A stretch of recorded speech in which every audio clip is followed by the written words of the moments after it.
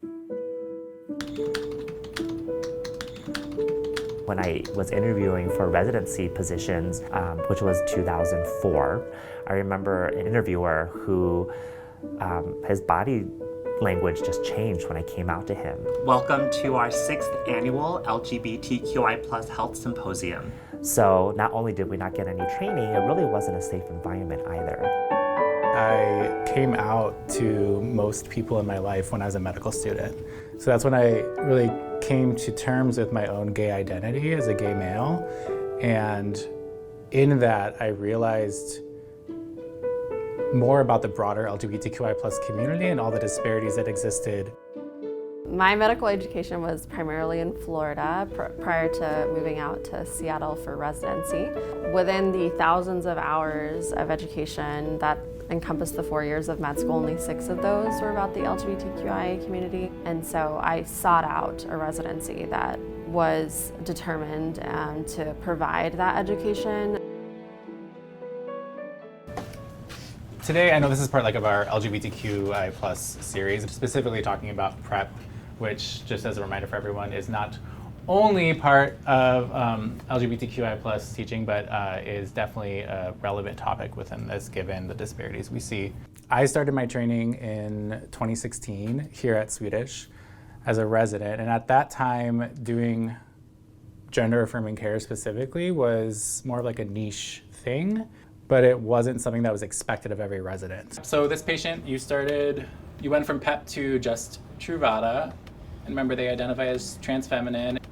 And by the end of my trainings, which was 2019, it had become integrated into the entire program. So our residents, our medical students who were applying for our residency program, they were telling us we want to learn more about how to provide care for our LGBTQI+ patients. Also, we had our community members in Seattle and in Washington saying, you need to do more. So bringing in the perspective and knowledge and experience from our medical students and residents, I think have really brought about a culture shift.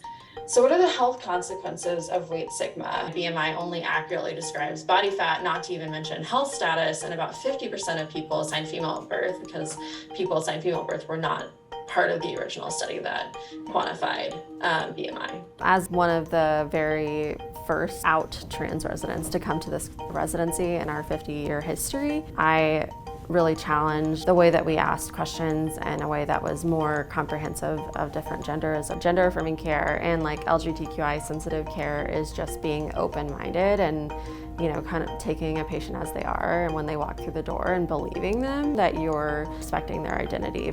And so being able to make sure that providers are writing things in a way that's not pathologizing, that is not bringing up their trans identity when it has nothing to do with what they're coming in for.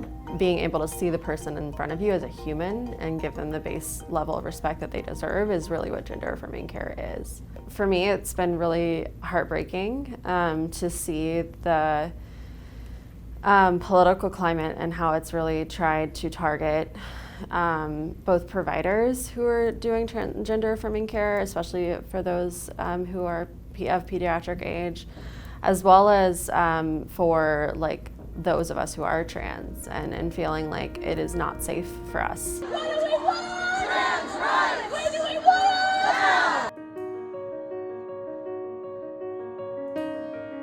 We have guidelines from the American Academy of Pediatrics, the American Academy of Family Physicians, the Endocrine Society, the American Psychiatric Association.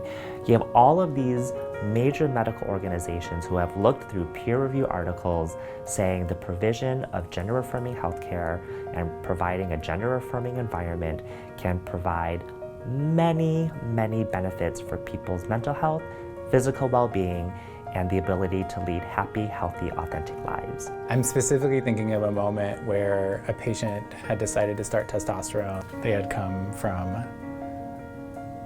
Florida shortly after the Pulse shooting. And so this was very much like a safe haven for them. We really are providing life-saving care. And I think that can sometimes go unrecognized when things become politicized in ways that we lose sight of the lives that we can save. We just need to challenge ourselves to be better allies, go and educate ourselves to be better providers to our patients. I'm really lucky to have found the current medical community that I have at the First Health Clinic.